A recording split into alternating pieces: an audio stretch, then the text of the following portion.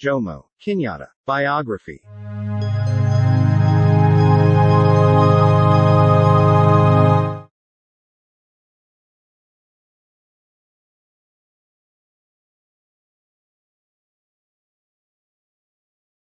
Jomo Kenyatta was born as Kamau wa Ngangi to Ngangi wa Muigai and Wambui in Gatundu Kiambu on 20 October 1891.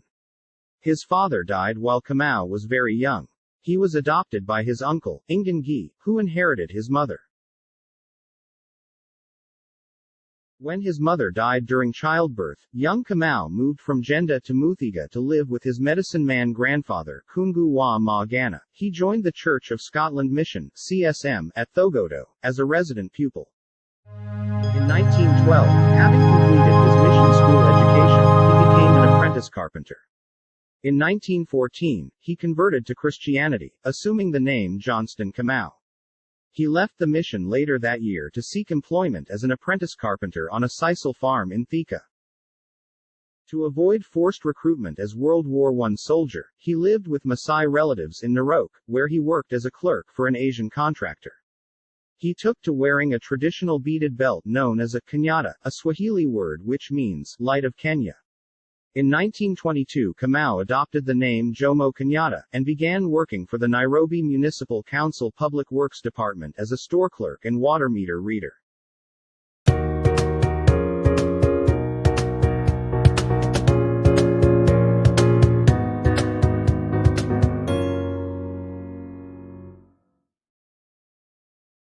Marriage and family. In 1919 he married Grace Wahoo. On 20 November 1920 Kamau's first son Peter Muigai was born. Grace Wahoo lived in the Dagoretti home until her death in April 2007 at the age of around 100. In 1942, he married Edna Clark and Peter Maganya was born in 1943.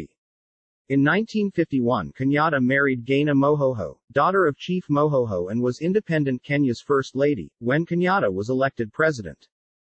Kenyatta and politics. Kenyatta joined the EAA in 1922, which was disbanded in 1925. Kenyatta worked as editor of the KCSE's journal between 1924 and 1929, and by 1928 he had become the KCSE's general secretary. In May 1928 Kenyatta launched a monthly Kikuyu language newspaper called Migwathania, which was intended to draw all sections of the Kikuyu together. He also made a presentation on Kikuyu land problems before the Hilton Young Commission in Nairobi in the same year. In February 1929 Kenyatta was dispatched to London to represent the KCSE in discussions with the Colonial Office. He wrote several letters, and in the letter published in the Times in March 1930 set out 5 points. 1. The security of land tenure and the return of the land taken by European settlers. 2. Improved educational opportunities for black Africans. 3. The repeal of hut and poll taxes. 4. Representation for black Africans in the Legislative Council. 5. Freedom to pursue traditional customs, such as female genital mutilation. He returned to Kenya on 24 September 1930. He went back to London in 1931. In 1932 to 1933, he briefly studied economics in Moscow. At a university college in London from 1935, he studied social anthropology. Kenyatta published his own book, Facing Mount Kenya, in 1938. Kenyatta and Pan-Africanism. In 1945, with other prominent African nationalist figures, such as Kwame Nkrumah of Ghana, Kenyatta helped organize the 5th Pan-African Congress held in Britain. Kenyatta and the struggle for independence. On arrival into Kenya in 1947, he became principal of Kenya Teachers College Githunguri. In 1947, he was elected president of the Kenya African Union (KAU) after James Gicheru stepped down. From 1948 to 1951 he toured and lectured around the country. He also published My People of Kikuyu and the Life of Chief Wangumbi, a history shading into legend. The Mau Mau Rebellion began in 1951 and KAU was banned, and a state of emergency was declared on 20 October 1952. Kenyatta was arrested in October 1952 and indicted with 5 others, Bildad Kar Gia, Fred Kufai, Paul Nagy, Acheng Oniko and Kunga Karumba. At Kapunguria trials lasting 5 years, Rasan Macharia, who was the main prosecution witness, later confessed that he had been bribed to give false information about Kenyatta. The defense was led by British barrister D. N. Pritt. The court, led by Judge R. S. Thacker, sentenced Kenyatta and his team on 8 April 1953 to 7 years imprisonment with hard labor and indefinite restriction thereafter. Kenyatta remained in prison at Lokotong in northwestern Kenya until April 1959, after which he was detained in Lodwar.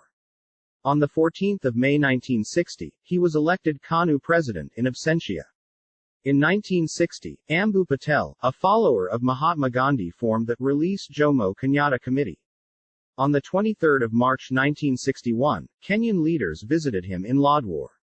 On the 11th of April 1961, he was moved to Mara Lal with her daughter Margaret. On the 14th of August 1961, he was released. Jomo Kenyatta leadership. Kenyatta was admitted into the Leg Co after his release in 1961, after Kariuki G. Iri gave up his Kagumo seat for him. In 1961 and 1962, he led the KANU delegation to First and Second Lancaster Conference in London to negotiate Kenya's independence constitution. Elections were then held in May 1963 and KANU beat KADU by winning 83 seats out of 124. On 1 June 1963, Kenyatta became Prime Minister of the autonomous Kenyan government. On 1 June 1964, Kenyatta became an executive president following amendment of the constitution to make Kenya a republic. Commentary. Historians have questioned Kenyatta's alleged leadership of the radical Mau Mau movement. Kenyatta was in truth a political moderate. It is even alleged that the colonial administration deliberately arrested him to protect him from the radical KAU members who accused him of betraying their course. There were 3 attempts to assassinate him before he was arrested. His marriage of colonial chiefs' daughters, his post-independence Kikuyu allies mainly being former colonial collaborators, and his short shrift treatment of former Mau Mau fighters after he came to power, all strongly suggest he had scant regard for the Mau Mau. Kenyatta and nation building. On 10 November 1964, KADU officially dissolved and its representatives joined KANU, forming a single party. Kenyatta was re-elected unopposed in 1966, and the next year had the constitution amended to expand his powers. In the 1969 elections, Kenyatta banned the only other party, KPU led by Jaramogi Oginga Odinga, detained its leaders, and called elections in which only KANU was allowed to participate. Kenyatta made use of detention, ethnic loyalties, and careful appointment of government jobs to maintain his commanding position in Kenya's political system. Kenyatta was again re-elected unopposed as president in 1974. He remained president until his death 4 years later in 1978. Sickness and death. President Kenyatta had suffered a heart attack in 1966. In April 1977, then well into his 80s, he suffered a massive heart attack. On 14 August 1978, he hosted his entire family, including his son Peter Magana, who flew in from Britain with his family, to a reunion in Mombasa. On the 22nd of August 1978, he died in Mombasa due to old age. He was buried on the 31st of August 1978 at a mausoleum on Parliament grounds. Kenyatta's tenure as president featured the following problems. A. There was a great split within KANU due to his land policy. Kenyatta compromised with the whites over their property. The land-buying companies formed to buy European farms favored one community. B. From the onset of independence, KADU advocated for Majimboism and therefore opposing national unity. C. The 1966 term featured border conflicts with Somalia, and more political opposition. He made the Kikuyu-led KANU practically the only political party of Kenya. He placed several of his Kikuyu tribesmen in most of the powerful state and security offices and posts. D. Increasing loss of confidence in his government suspected of complicity in murders of Pio Gama Pinto, Tom Mboya and J. M. Kariuki. MP and lawyer CMG Arguings Kodik and former KADU leader and minister Ronald Ingala. E. Poverty, ignorance and disease were serious problems in Kenya in the early years of independence. F. There was shortage of manpower since the inherited educational policy left Africans ill-equipped for skilled employment. G. Kenya did not have adequate funds to provide for its development needs. H. There was a serious problem of poor transport and communication. I. The existence of banditry, shifta menace, in northeastern Kenya also shifted attention from economic development. Achievements. A. Jomo Kenyatta is credited with leading Kenya to independence and setting up the country as a relatively prosperous capitalist state. B. He oversaw a peaceful land reform process, oversaw the setting up of the institutions of independent Kenya, and also oversaw Kenya's admission into the United Nations. C. During his reign, the country was reasonably well governed, peaceful and stable, the economy developed and grew rapidly and attracted high levels of foreign investment, and a black Kenyan professional and business middle class was established. Failures. A. Kenyatta failed to mold Kenya, being its founding father, into a homogeneous multi-ethnic state. The country remains a de facto confederation of competing tribes. B. His resettlement of many Kikuyu tribesmen in the country's Rift Valley province is widely considered to have been done unfairly. C. His authoritarian style, with elements of patronage, favoritism, tribalism and/or nepotism drew criticism and dissent, and set a bad example followed by his successors. D. He had the constitution radically amended to expand his powers, consolidating executive power.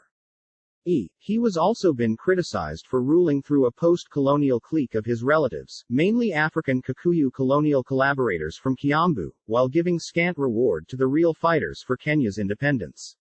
F. Kenyatta has further been criticized for encouraging the culture of wealth accumulation by public officials, their office influence, thereby deeply entrenching corruption in Kenya. G. His policies are also criticized for leading to a large income and development inequality gap in the country, favoring mainly Nairobi and the country's central highlands, over others.